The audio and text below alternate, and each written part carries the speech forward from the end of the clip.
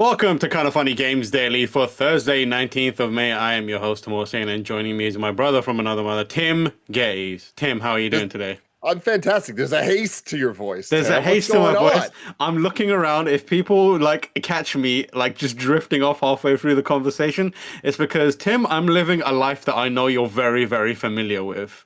I am currently sitting, looking at multiple browsers, trying to buy tickets to Kendrick Lamar's Big Steppers tour, which is happening soon in a few months' time. And I'm just like, I'm looking everywhere. So if I suddenly just disconnect and I'm furiously tapping on my phone, that is because I'm trying to buy those tickets, baby. I get it, man. I have full faith in you. You got the chat behind you. I'm sure we're rooting for this. You're gonna make it happen. And if you ever need it, I'm here for you. You know, the Tim Tam connection. It's like we're sharing each other's thoughts. We'll be able to just keep going as one beautiful mind. Yeah, this will be like at some point I might just be like, Tim, take it, and that'll be you just running with it. But until then, for as an update for people in the chat who want to keep kind of track of where we're at, there are 771 people ahead of me, and that was a second ago. There were 900 people ahead of me, so I don't know. It could switch up to your number one in seconds, so who knows? But we're gonna keep the show going. I'll just end up screaming at some point, I gotta go! So as always, we're gonna start by recapping May 19th in pop culture history. 543 people ahead of me. 1962, Marilyn Monroe sang her famous happy birthday to the song to the President John F. Kennedy at New York's Madison Square Garden. You know the one. Happy birthday. Happy birthday. Never been sang sexier. And I know it shouldn't be, but it is. I feel like that has stood the test of time.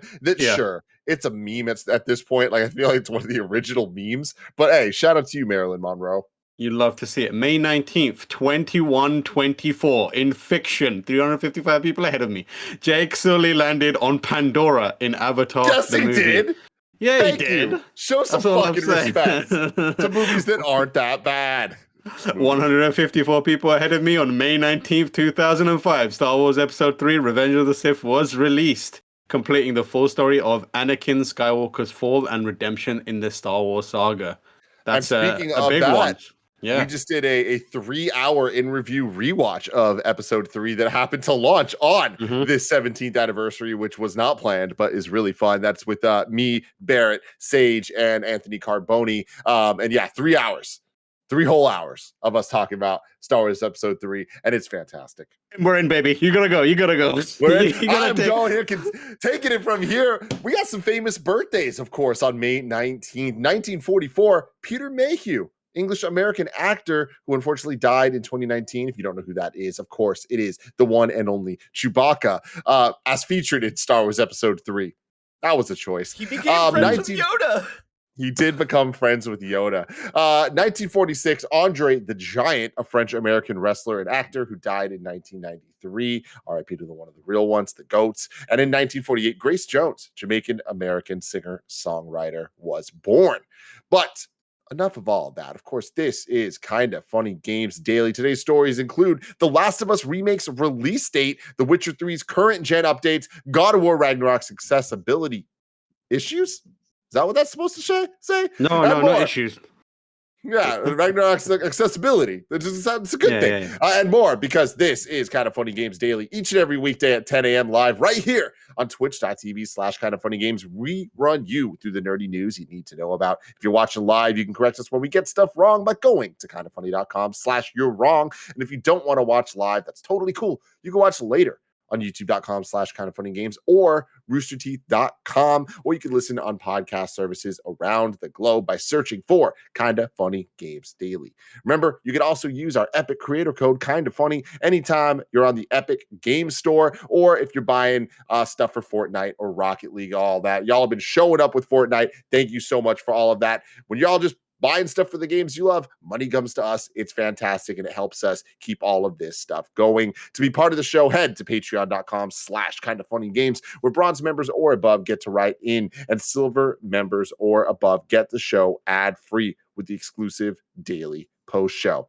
Some housekeeping for you. We got a new episode of the Gamescast up right now with Jeff Grubb. It was an all-time banger. We're talking about, is 2023 going to be the greatest year in video games of all time? And I know a lot of people hear that headline, they're like, oh, they say that every year. That's kind of the point of where we're at right now, where things just keep getting pushed back, and there's this inevitable greatest year coming at some point.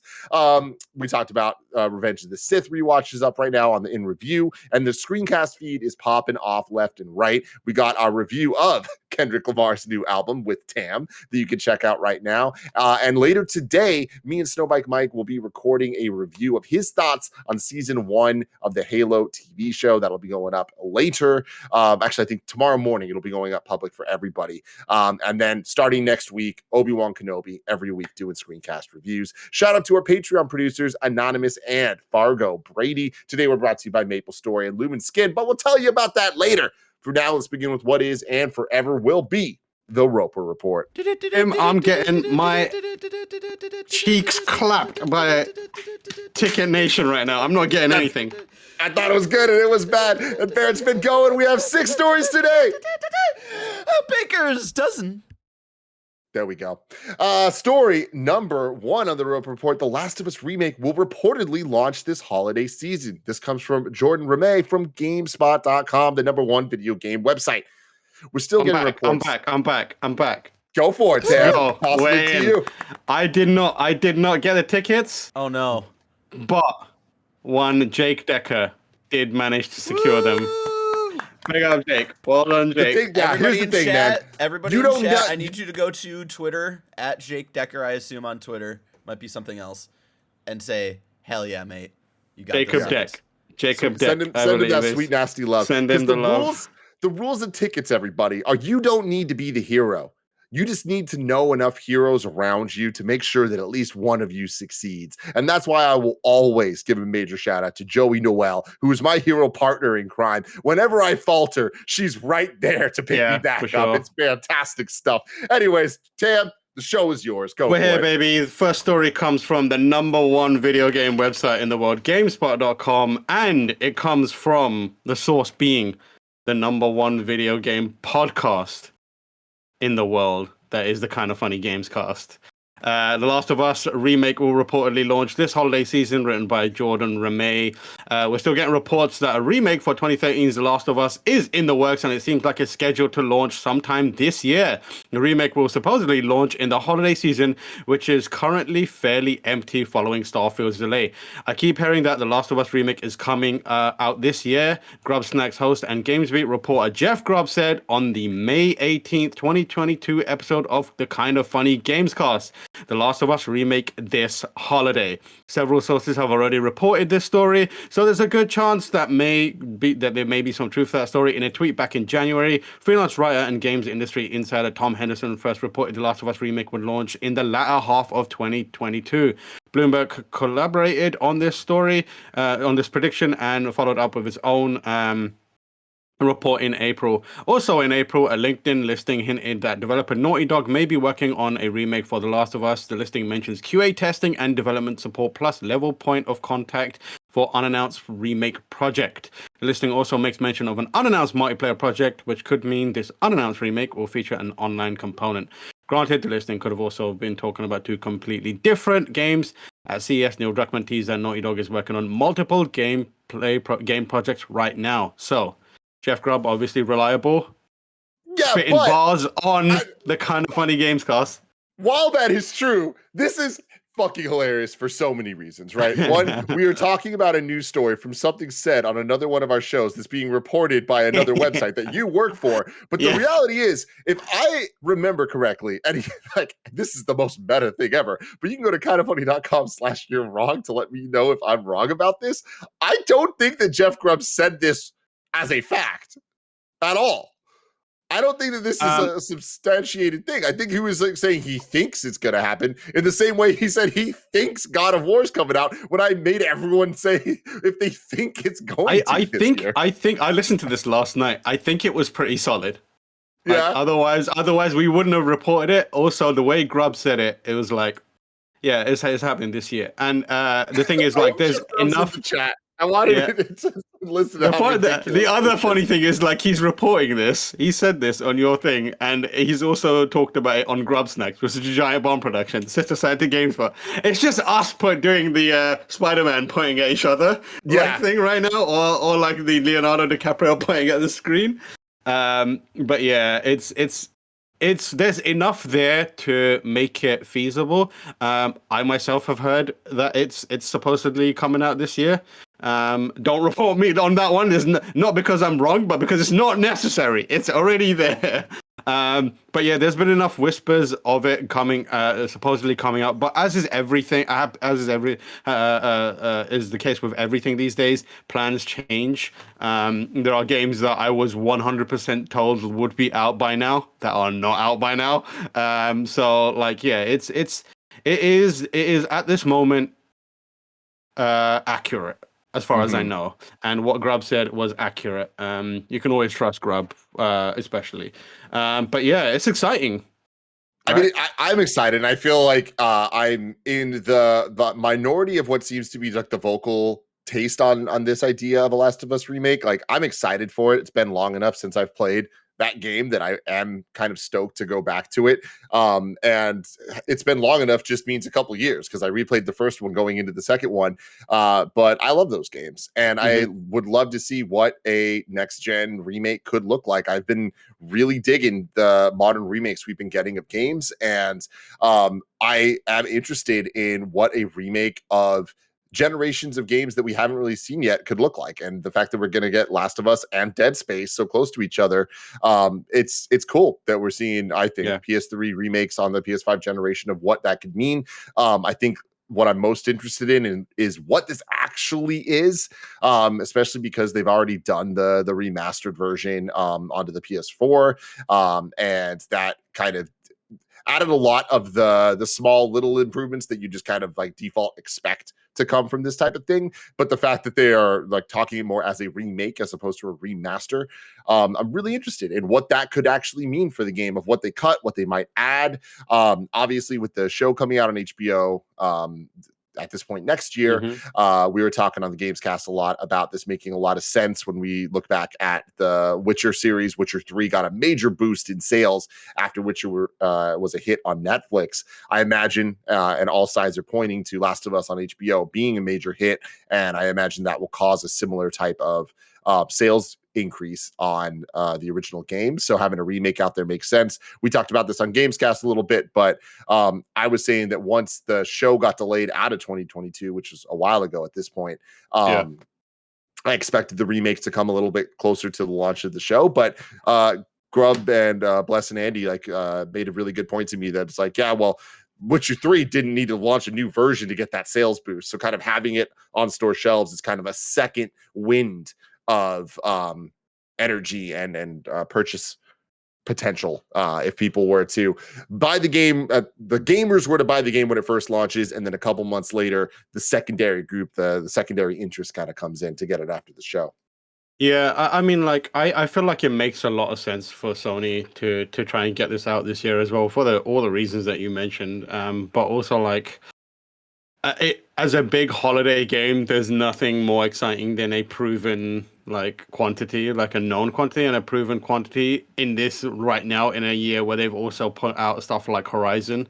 I mean, I don't know. My question is, like, what happens? I feel like they're being very, very careful with what they release. If this comes to fruition, what does it mean for God of War? Does God of War stick around? Does God of War move? I'm still convinced that God of War. No one's indicated otherwise, but like, I'm still convinced God of War might slip. But does that mean this then becomes the game that kind of takes point in that period? See, I'm team 2022 still for God of War, and again, anything can change, but I just get the vibe and the feeling from how they're talking about the game, that it's gonna happen this year, or at the very least, that is the plan, and they really believe in it. In May 2022, that it will come out in the year 2022. I don't think that Last of Us remake and God of War are going to be competition towards each other. I think it's additive more than anything. I don't expect them to come out the same month You know, I imagine like Last of Us Remake feels more like a December Sony release to me, and that's kind of that more just like end of the holiday kind of like here's something else to buy, and we've seen them do that before. I mean, even with things like Last Guardian, like this, I feel is that type of tier of release for them. And God of War obviously is the big tent pole that they would be pushing the hardest. But you know, especially with these single player linear type games, like the gameplay wise, the distraction wise, it's like what you're gonna a month into God of War Ragnarok being out, PlayStation players are gonna be ready to play something else. You know. Yeah, true. I don't know. I'm excited about this. I've been meaning to go back to it. I my question is like, do they change anything about it? What do they change about it? Do they start introducing those cool like animations that they added for Last of Us Part 2? Or do they try and keep it? Surely they have to, right? Like they already have the HD version, like the re-release version of Last of Us Remastered. So this feels like they need to go big from it. What do you want out of it? I mean, that's the thing is I don't really know. I want them. What I want from this is for them to prove to me that it is a project worth making. Right. And I think that is not going to be that hard to do. But I am also racking my brain in terms of here's the thing. Does this need to happen? No, the gameplay is fine. Totally. Like even the PS3 version, like not even the remastered one. It's like, yo, this game's one of the all-time greats. Like, does it have perfect gameplay elements every step of the way? No, it was a game from 2013, you know? But I do think that it holds up more than well enough that it doesn't need a remake. Having said that, it is one of the greatest games of all time and has a couple minor flaws. Why not iron those out? I'd be totally down for them to iron them out. In my opinion, I'd be down for them to change this game more dramatically than even the small things because we have the other one and this isn't going to taint the original in any way. Like, do things that enhance the whole thing. I think that it having the sequel and the sequel being as modern as it is, where it doesn't really need improvements in any way, at least in modern times, I don't see them changing too much because it's not like there's going to be story like retconning that needs to happen. But just in terms of gameplay stuff, I think that they can cut some things here, maybe add some fun little details there, but nothing too crazy. I don't think it's going to be a Final Fantasy VII remake type situation, but I do think it could be an RE2 or 3 type situation, which is awesome.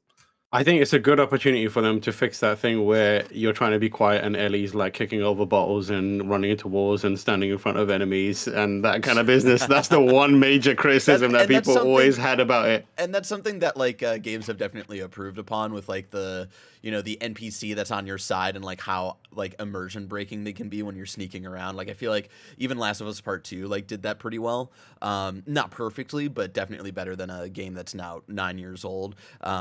Yeah, I would say like really for me, it's like just like make it look as good as Last of Us Part 2, bring in those like animations like you were saying, Tam, and like we talk about the Last of Us Part 2 gameplay and how fun that is stealth wise, being one of the best stealth gameplay games probably of all time, not in like top 2, but definitely in the top 5, I would say.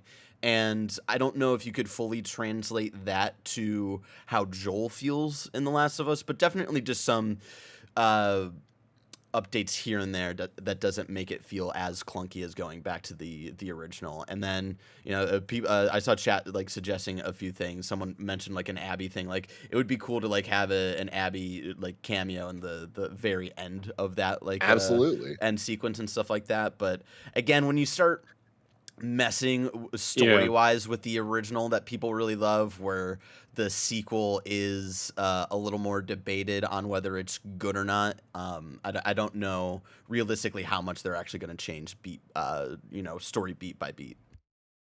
In my opinion, I welcome it. Like that's the type of stuff where it's like I've played the old one, and again, I can play the old one anytime that I want. They're not going to delist that. So, in every version of that, at least I can't imagine them delisting some versions of it. But I I welcome the changes as long as they're additive changes, as long as they're positive things that aren't like shitty. And I have full faith in the team that they're not going to have shitty decisions. If it's more in line with Last of Us Part 2, I am a firm supporter of that. And Barrett, to your point about it just needs to look if it looking as good as Last of Us 2 is like more than enough. I totally agree. And the fact of the matter is, we don't know the details on this. I imagine it would be PS5 exclusive. Like I imagine that the point of this being a remake is that they're not releasing it on PS4. And with that, it's like that's even added value or added tech on top of of Last of Us Part 2 of what it was capable of.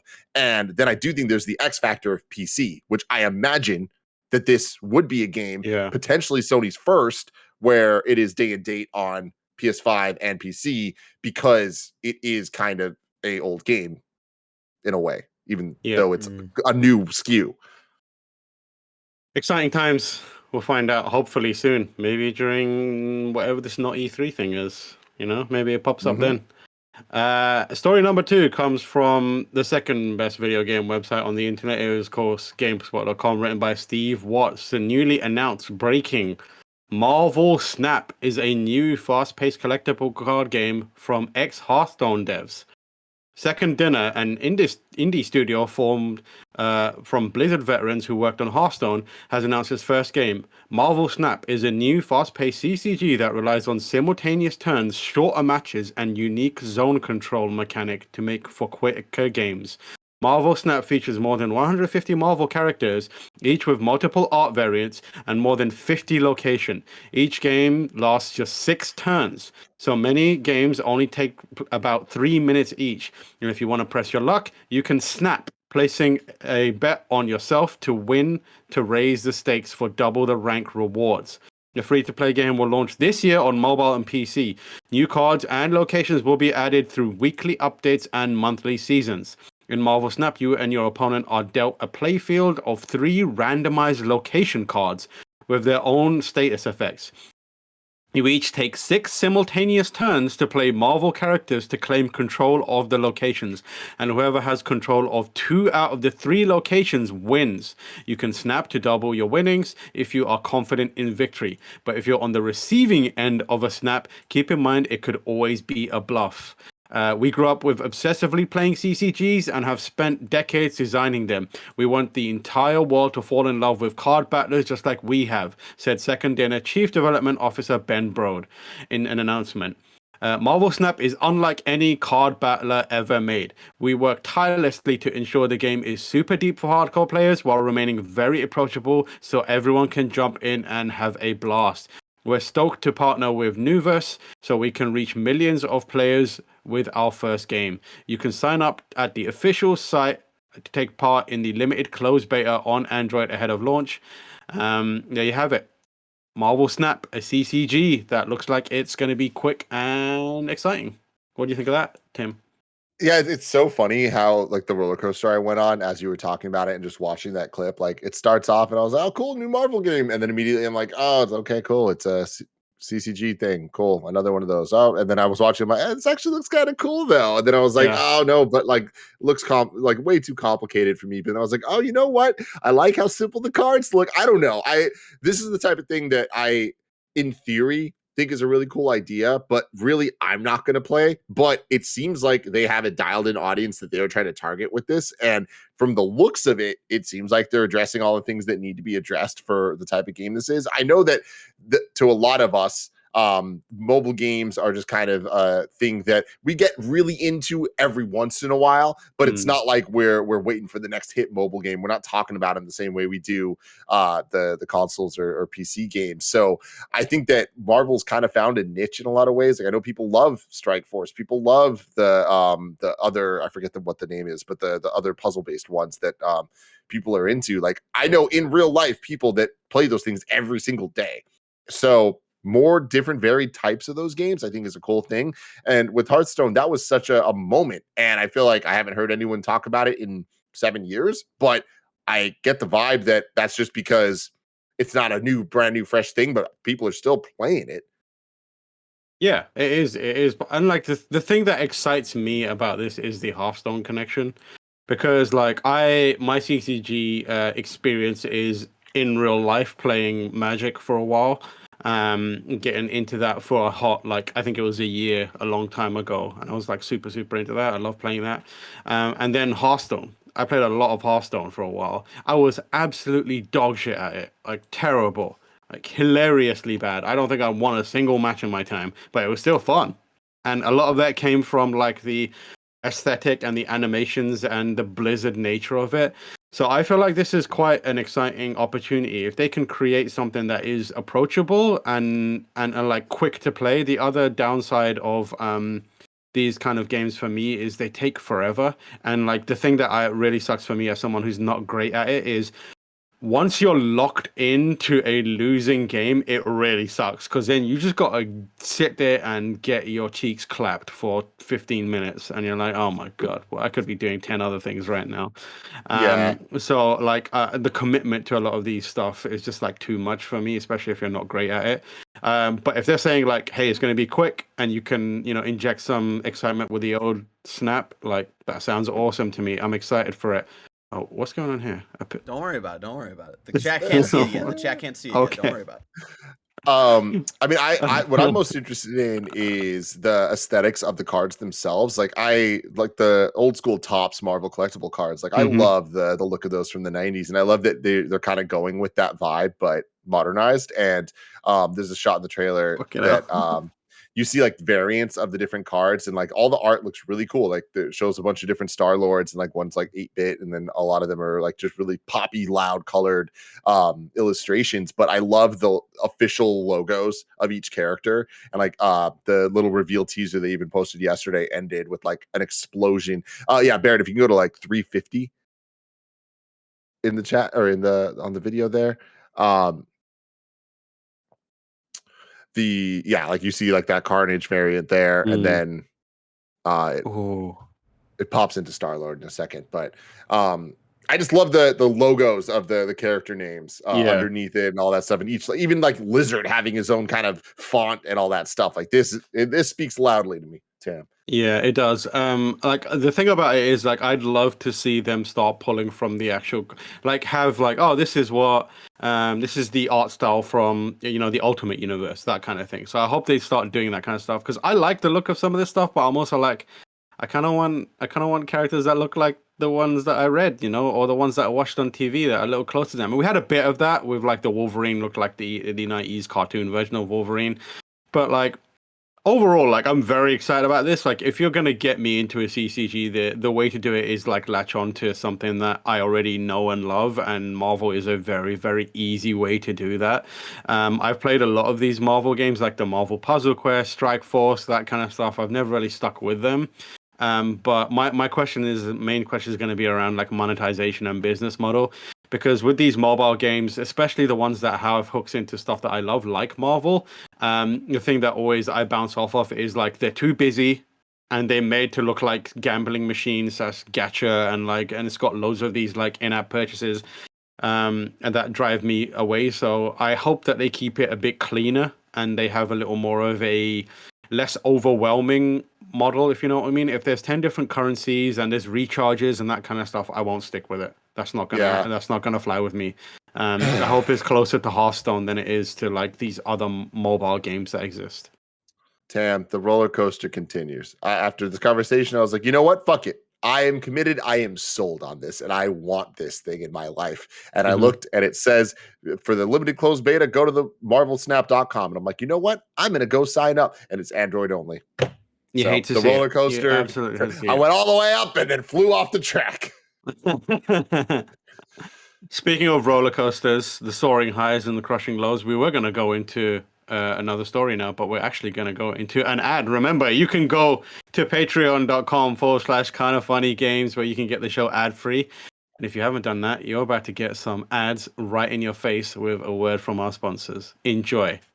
This episode is brought to you by Lumen. If your skincare routine is basically you washing your face in the shower with that one shower gel that you've been using since high school, then it's time to level up the skincare game. Thanks to Lumen, you can drop that bottle of 3-in-1 and start using products that actually take care of your face. With Lumen, you get the highest quality products. All their products aim to help with those stubborn acne scars, under eye dark circles, wrinkles, sun damage, dry skin, oily skin. Gia has been using the charcoal face wash and charcoal face scrub, and she feels so fresh, so clean afterward. She has dry skin, so especially during the winter, it's nice to have that hydration and exfoliation. Also, she's a big fan of the really subtle citrus smell. All you have to do is take a 2-minute quiz on their website, and they'll tell you exactly which routine is best for you based on your skincare needs. Level up your skincare game with Lumen Skin today. You can go to lumenskin.com/kindafunny to get your free trial of Lumen's products. That's luminskin.com/kindafunny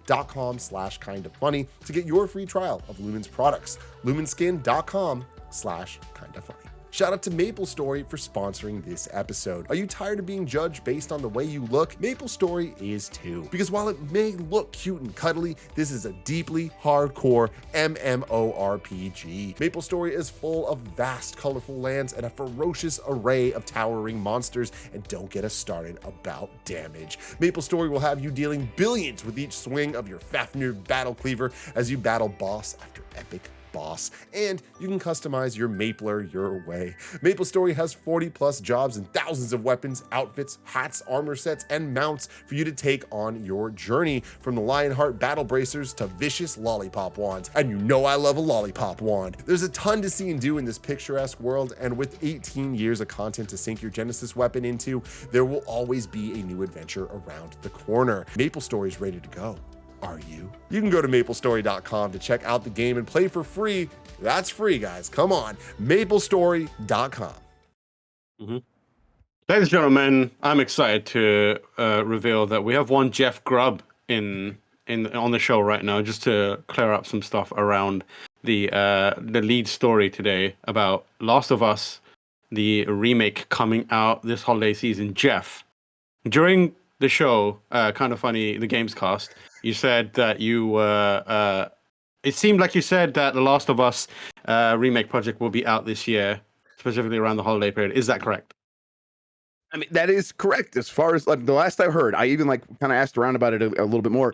And I'll say that news that I got was a few weeks, almost a few months old, but nothing has changed since then. There has been no flip of like, okay, now there's reasons to worry now that those plans have changed. Nothing like that has happened. So I'm continuing to operate under the assumption that what I heard originally is still right, and I heard it from multiple people at this point. And this is like, and I'm not the only one to hear this. I think there were some other people reporting this previously as well. So, but yeah, as far as I'm aware, it'll be out this holiday.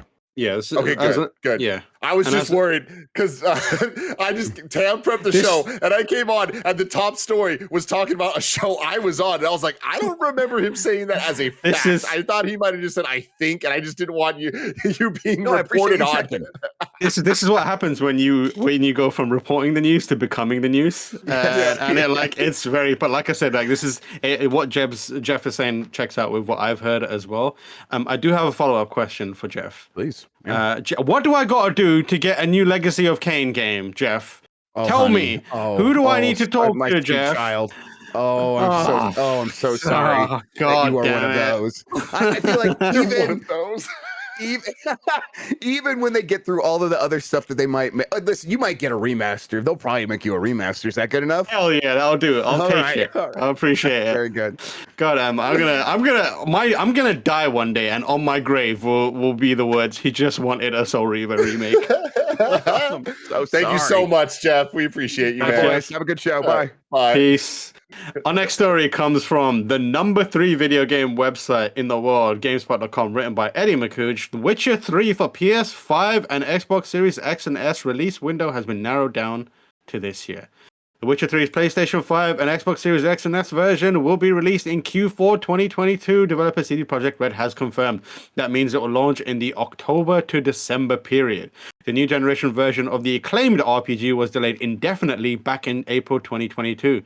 CD Projekt delayed the game as part of the news of development shifting from Saber Interactive's Russian team to CD Projekt Red itself. CD Projekt condemned Russia's attack on Ukraine and suspended sales and services in the country, though whether or not this had anything to do with the shift in development remains unknown. In the tweet that they posted, let's make the 7th anniversary even better, shall we? ? We're delighted to share that the next-gen version of The Witcher 3 Wild Hunt is planned to release in Q4 2022. See you on the path, Witchers.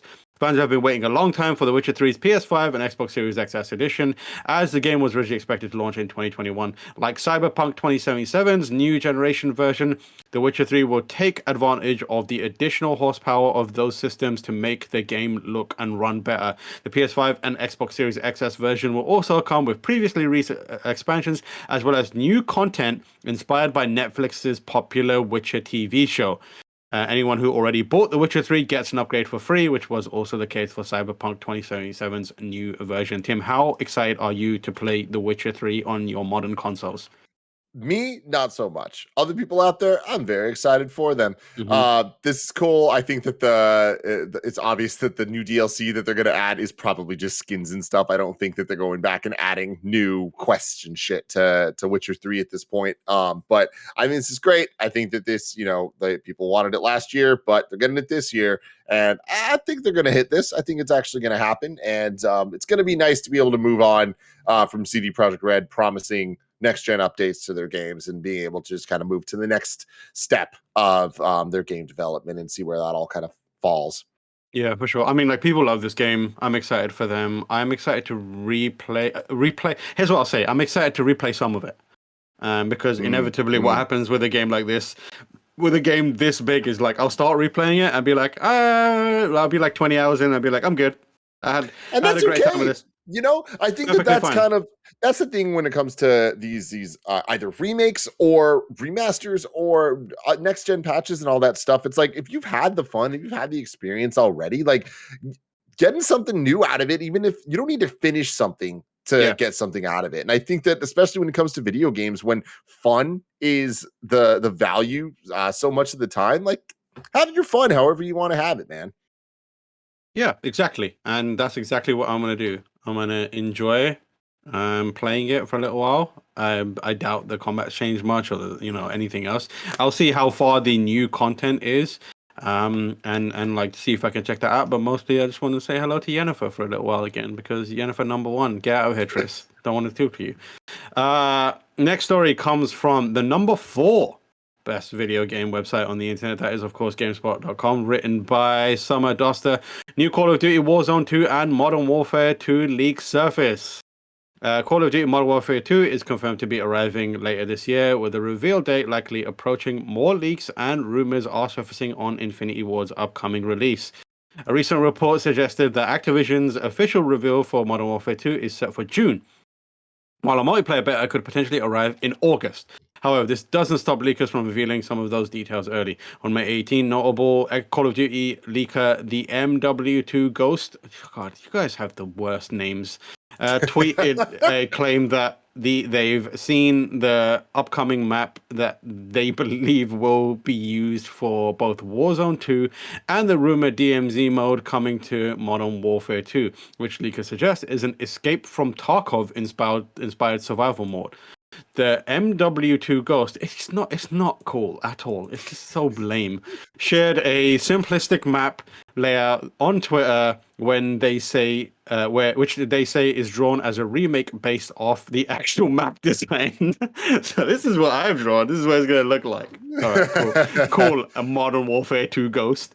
The leaker's drawn image doesn't really provide much detail, but it reveals a large river running down the length of the map with a lake to the east. There are a few padlock and weapon icons marked on the map, and it's unknown what they'll specifically represent in the new title. On May 17th, YouTuber Neros Cinema leaked potential information about Warzone 2 on his YouTube channel, claiming that there will be a change to how loadout drops will work for the Battle Royale sequel. While loadouts are expected to remain in Warzone 2, Nero Cinema believes the method of securing one will change with the introduction of a new feature called Strongholds. According to this leak, loadout drops will be locked behind a Stronghold feature, and players must complete a set of tasks or objectives to access their loadout. Normal ground loot will still be available, but the Leagues of Strongholds will offer the only way for players to obtain their custom loadouts in this Warzone sequel. So it's possible the padlocks in the map drawn by Modern Warfare 2 Ghost, get a grip, gets worse every single time, are going to be marking Warzone's potential stronghold locations. So basically, they're switching it up, and it looks like it's going to be somewhere between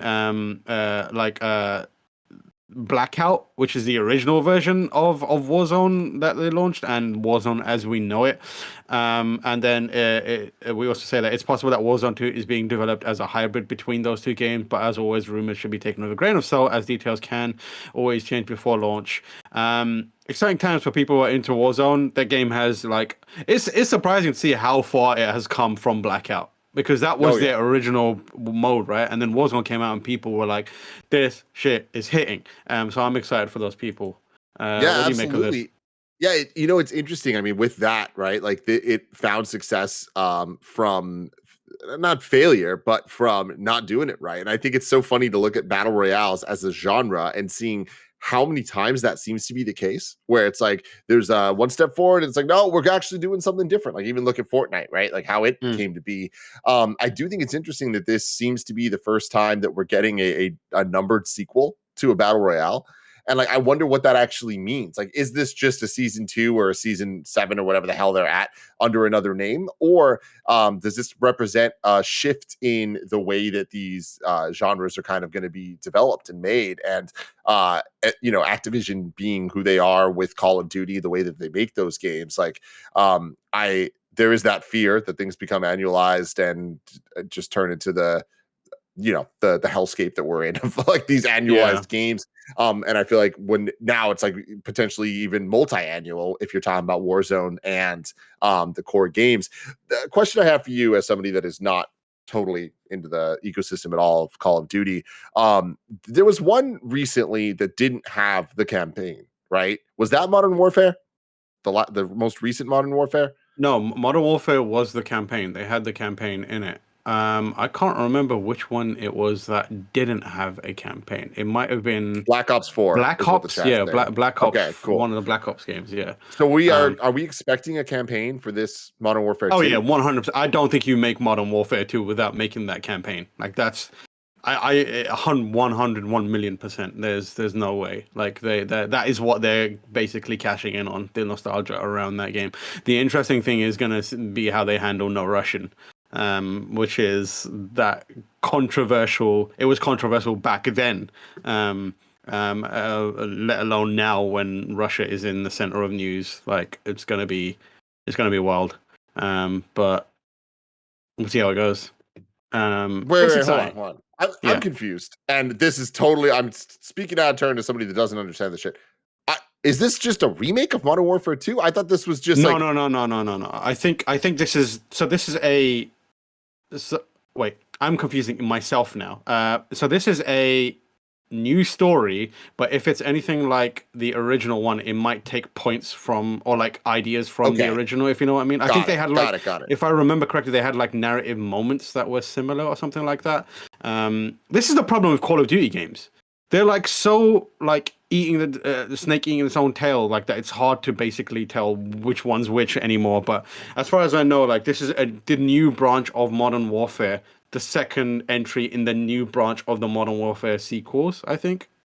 But yeah, we'll see. Cool. But like maybe they'll end up doing something around like No Russian again. But we'll see. I doubt it very much. They want to avoid that shit with Modern Warfare 2. Like, it's the plague. I'm interested in what they do with Warzone 2, specifically being a thing that seems to be happening, because I want to know what that looks like for battle royales just as a whole. Yeah. I think that Call of Duty, like you were saying, like, is definitely a favorite among people that are into that genre. So what could they do to kind of up the ante, like, especially when you see Fortnite like kind of quadrupling down on its strategy, especially adding no build mode and all that stuff. Like, I think it's interesting. The only thing they can do is take what Fortnite dropped and add a build mode to it, and so you have these military men suddenly building shit everywhere. It's like, that'd be hilarious. That would be so good. Like gliders and shit. That would be so good. Our next story comes from the fifth best video game website on the internet is, of course, GameSpot.com. Our very own Darren Bontius, who says, Sony says Bungie deal will help expand its multi-platform strategy.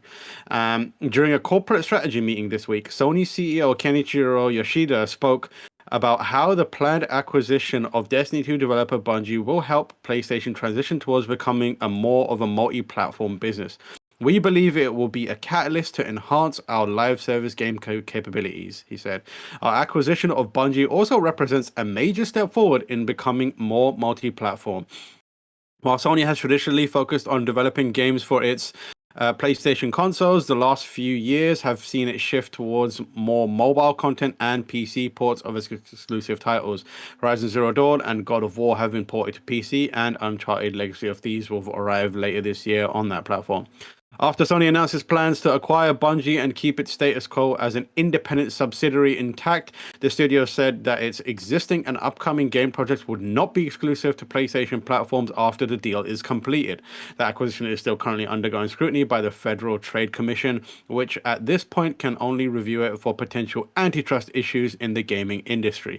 Acquisitions have dominated the news cycle over the last couple of months as a bunch of other studios have been acquired, Square Enix, etc. Embrace the group for $300 million so it can streamline operations. PlayStation boss Jim Ryan also dropped hints that Sony will be looking at acquiring more studios in the future. Not a surprise, but also just a regular reminder that we live in a weird and wild world where if you went back to us years ago and were like, Sony is going to buy Bungie and then they're going to be like, we're going to put our games everywhere, not just PlayStation, it would make our heads explode. Like, yeah, I mean, dude, things like Game Pass alone, it'd be like, I'll never forget the day that Game Pass was announced, and me and Andrea Renee were doing Games Daily, and the news broke me. I was like, there's no way that Xbox is going to release their first party titles day and date on this service. It's what? And here we are years later, they're doing it. They're crippling committing down on this. And we're in this world where there's crossplay, there's cross save, there's cross progression in a lot of different places. Maybe not everywhere, but things like Call of Duty, you can play PS4 versus Xbox, like, or whatever. Mm-hmm. You guys get what I'm saying. That's so fucking cool. Yeah. But looking at this, as cool as this future is, and as forward progression there has been, I still don't buy it necessarily. I need to see all this shit shake out. I wonder what conversations we're going to be having 5 years from now about things like this. Is Destiny going to be on Xbox? I'm not 100% sure it will be. Like, this is all lip service now, and this reminds me a lot of next gen talk going into next gen when there was a lot of questions, and people are like, every single thing that Jim Ryan or Phil Spencer was saying, if we look back now, we're like, all right, like, I can find the truth of that statement, but I can also twist it just a little bit to find the reality of it all, you know? I believe Destiny will remain multi-platform. All bets are off when Bungie's like, hey, we've got a Destiny killer that we've been thinking about for a really long time, and it's a game called Legacy. I don't know what the fuck we call it. Yeah. But like, that's when Sony goes, we'll keep that for ourselves. Thank you very much. But I don't know, man. Like, I think about that. Then I also think about the idea of, MLB The Show is a PlayStation Studios developed product that is available on Microsoft platforms and stuff like that. I think we're seeing we're reaching a point where the kind of the need or the ability to make money hand over fist is so difficult, and the ability to recoup is like such an uphill struggle now that very slowly businesses and people in charge are realizing that the only path forward is to diversify your bonds, as the Wu-Tang Clan would say.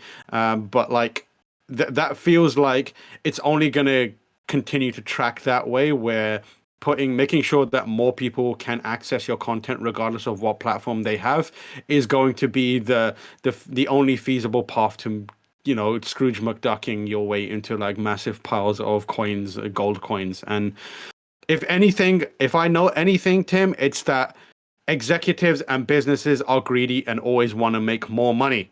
And if the thing that's stopping them from doing that is their pride over exclusivity and that kind of stuff, it won't last long. Like, I think it's only a matter of time before everything is available everywhere all at once and Michelle Yeoh is living her life. We'll see. Yeah. Pride is a nasty thing, man. But it can be, yeah. We'll see. Our final story of the day comes from, I'm going to surprise you here, Tim. I'm not going to surprise you. It's the sixth best video game website in the world. It's GameSpot.com. Darren Bontius once again. God of War Ragnarok will include more than 60 new accessibility features, which you absolutely love to see. God of War Ragnarok developer Santa Monica Studio has detailed how accessibility features have been expanded for the sequel. Using the previous God of War's accessibility features, the studio has added more than 60 ways to adjust gameplay and make the title more approachable. Some of the new systems include more customization options for subtitles, expanded sound effect captions, and a fully re-engineered and responsive user interface. These elements have been designed to make the on-screen text easier to read, as well as assist with puzzles that have sound cues. An optional direction indicator will show where important sounds have come from. The controller remapping system has been rebuilt and will allow you to either make use of a wide range of preset layouts or customize your inputs to your own specifications. As an example, individual buttons can be swapped or for select complex actions, and you can choose alternate configurations from a preset list. One of the other interesting accessibility features is a new high contrast color mode that can be used to apply a color to objects in the game like targets, enemies, and other characters. When active, this will apply a color layer to the character that will make them more visible against the background, or alternatively, you can desaturate the background to further increase the contrast. This is awesome. This is like really, really cool. And it definitely feels like a lot of Sony studios are taking notice and taking cues from The Last of Us Part 2, which this reminds me of in a big way. And it is, widely considered a very, very important step forward in accessibility for gaming, and a good springboard for more to happen.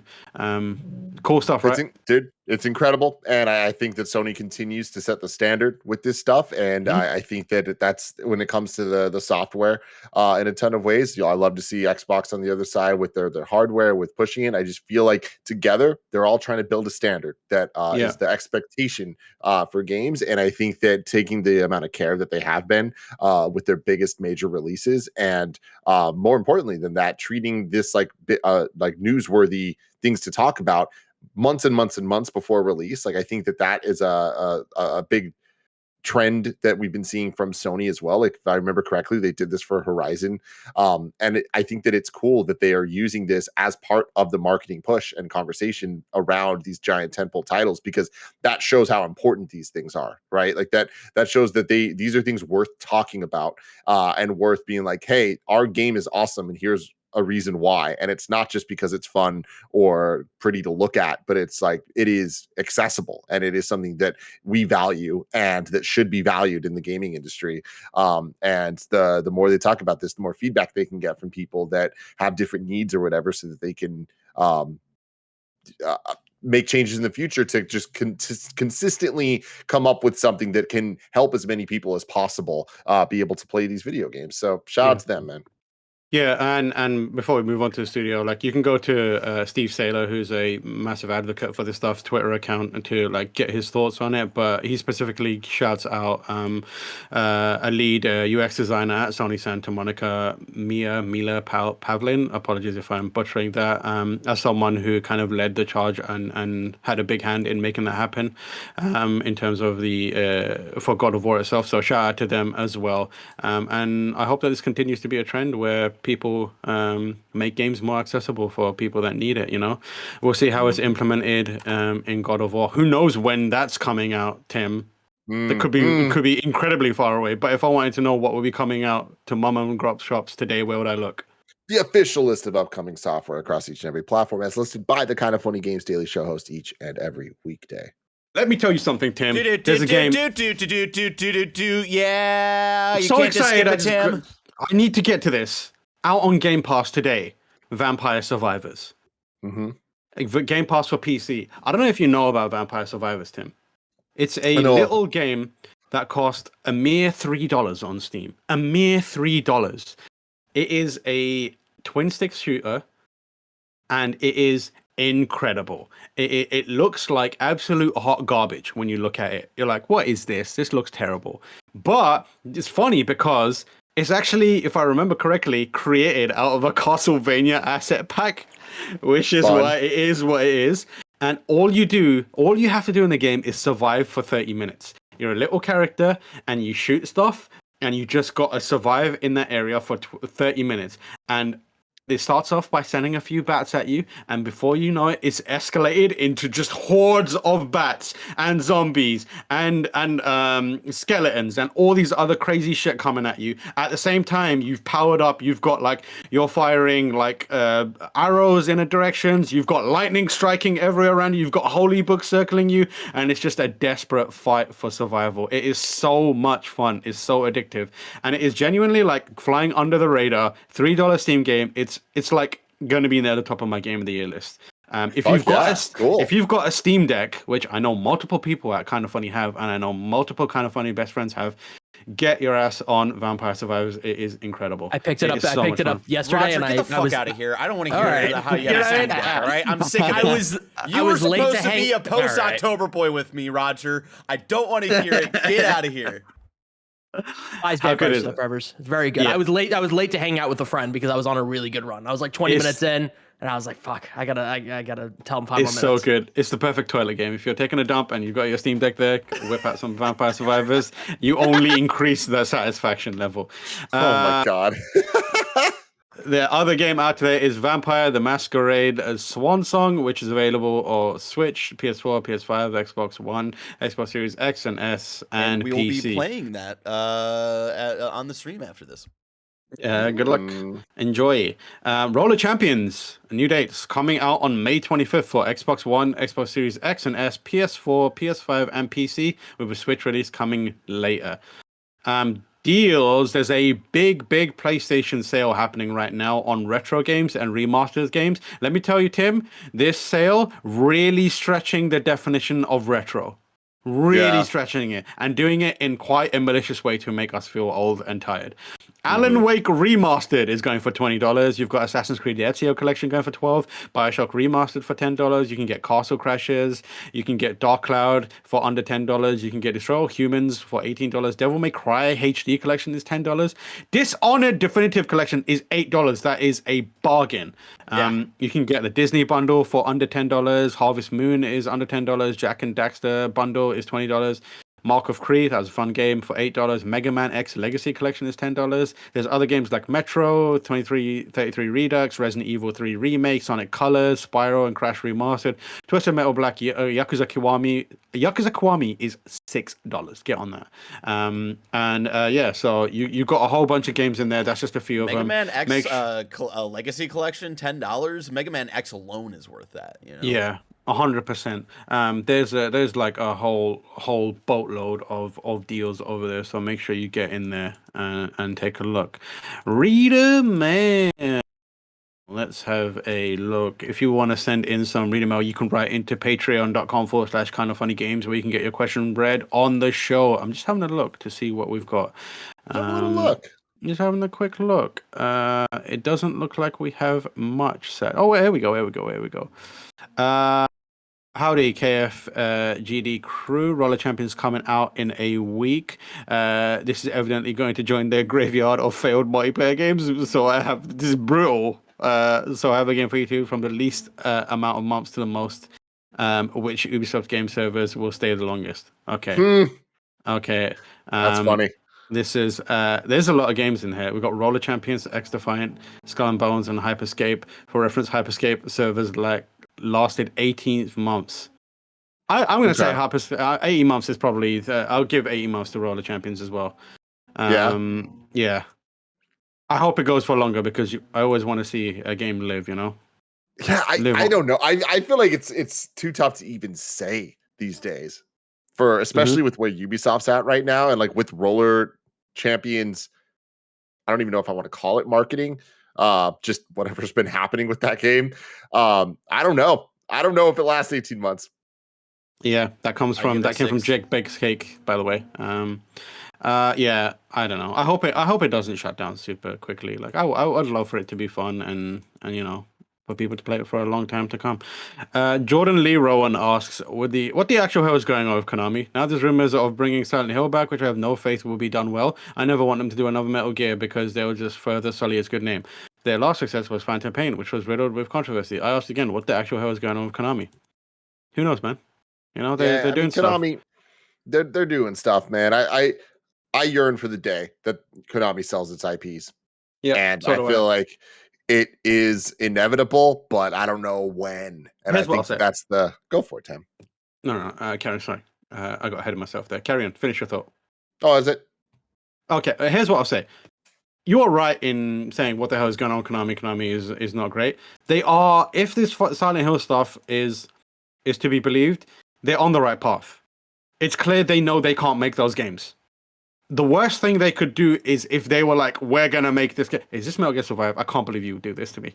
For the longest time, Tim. For the longest time. The only Metal Gear game I'd ever played. I reviewed this game and it was torture. It was genuine. I felt like I was assigned to be the gameplay capture person for this game when we got it at IGN. And I had to play this game for 6-7 hours, and I've never forgiven Dustin Legary. Listen, you know, I have my best friend in life is Lucy James. Okay, we have a incredible relationship, rock solid.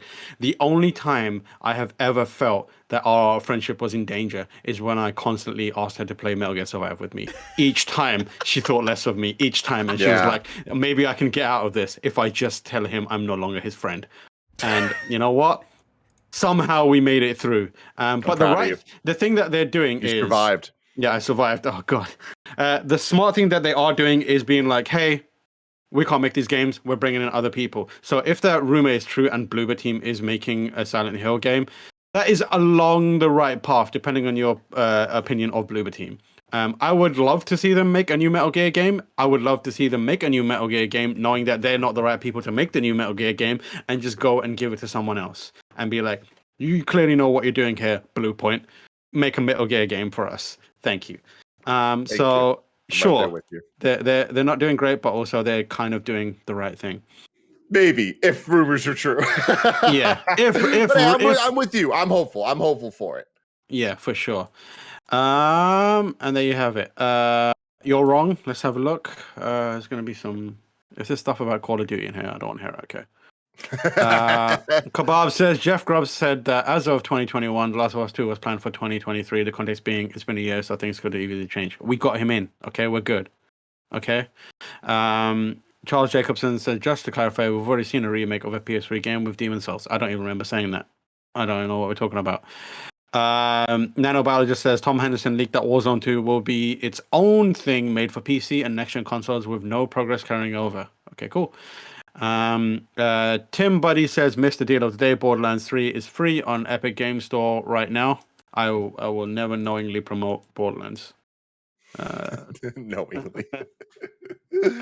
I played that game, man, and there was one joke in it, and it was right at the end of the game. It's a joke that they play a track over the end credits, which is like, that's a good gag. And the worst part of it was I was playing it with Lucy, and I was like, that's a great gag. And on Lucy's side, it had bugged, so it wasn't playing the music. And she was like, great, the one good joke in this game I'm not getting. Damn. Yeah, absolutely hate to see it. After this, of course, as you heard earlier, the crew is going to be playing Vampire Masquerade Swan Song. If you want to catch up on that later, you can subscribe to youtube.com/kindafunnyplays. Tomorrow's hosts are Blessing and Stella from IGN.